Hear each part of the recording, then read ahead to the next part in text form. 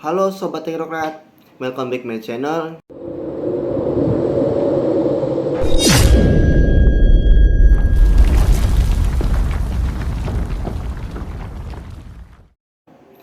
Dalam video kali ini saya akan membahas suatu pembahasan yaitu kompleksitas algoritma.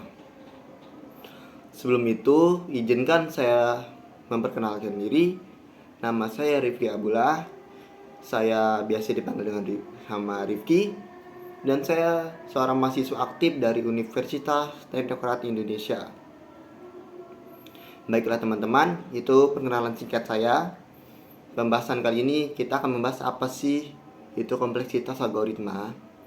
Jadi, kompleksitas algoritma merujuk pada analisis sejauh mana sih suatu algoritma memerlukan sumber daya seperti waktu dan ruang untuk menyelesaikan suatu tugas tertentu. Jadi, ini merupakan suatu konsep kunci dalam ilmu komputer yang membantu kita memahami kinerja algoritma dan membandingkannya dengan algoritma yang lain. Nah, dalam video kali ini kita akan membahas beberapa aspek yang paling penting terkait kompleksitas algoritma.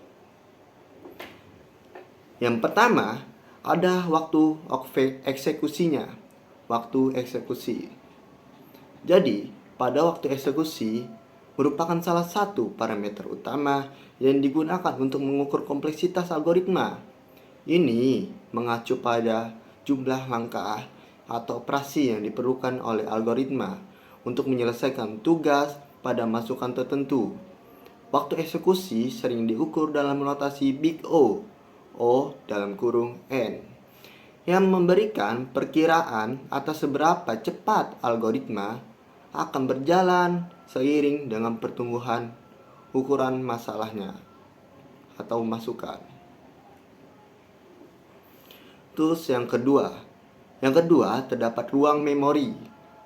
Ruang memori itu sendiri diperlukan dalam algoritma yang merupakan suatu aspek penting dari kompleksitas.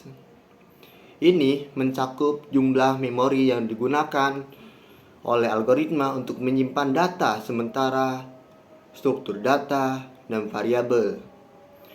Kompleksitas ruang sering diukur dalam notasi Big O juga, mirip dengan waktu eksekusinya. Terus yang ketiga, yaitu kompleksitas terbaik, rata-rata, dan terburuk.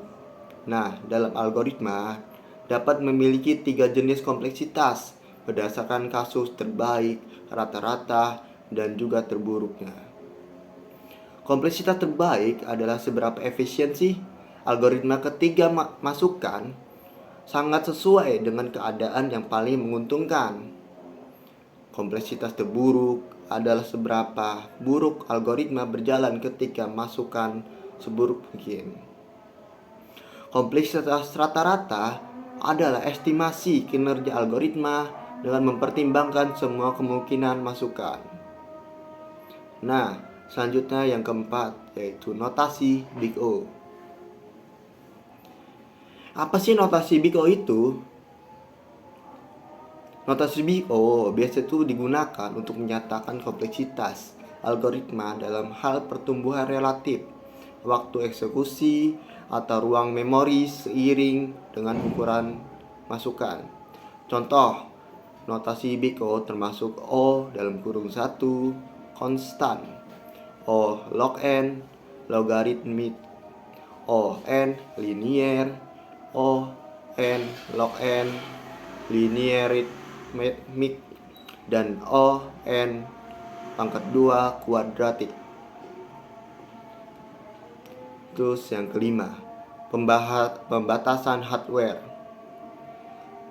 Nah, perlu diingat bahwa kompleksitas algoritma juga dipengaruhi oleh perangkat keras yang digunakan untuk menjalankannya.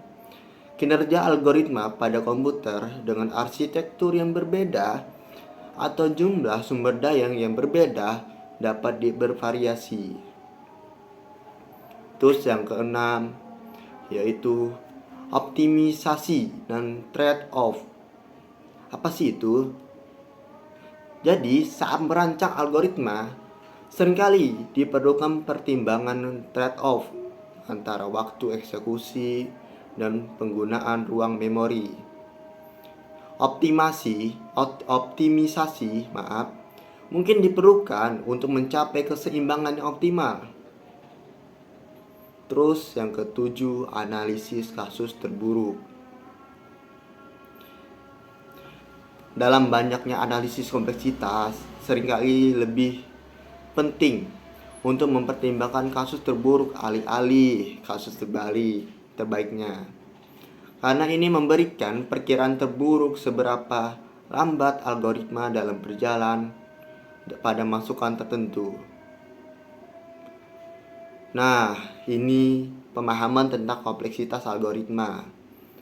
Kompleksitas algoritma adalah kunci untuk merancang algoritma yang efisien dan memilih algoritma yang sesuai untuk tugas tertentu. Ini memungkinkan kita untuk menghindari algoritma yang terlalu lambat dan memerlukan terlalu banyak sumber daya untuk menyelesaikan tugas, dan sebaliknya, memilih algoritma yang sesuai dengan masalah yang dihadapi. Itu merupakan penjelasan singkat saya mengenai kompleksitas algoritma. Semoga teman-teman paham dengan apa yang telah saya sampaikan dan jelaskan. Jika teman-teman ada yang ingin ditanyakan dan sama-sama ingin belajar, boleh komen di bawah. Nah, sebelum saya tutup, Sobat Teknokrat, mohon maaf jika ada kekeliruan dan dalam penyampaian penjelasan singkat saya. Di sini saya masih belajar dan kita masih sama-sama belajar. Oke, terima kasih telah menonton video penjelasan singkat saya dan sampai jumpa di next video. See you next time, bye. Bye-bye.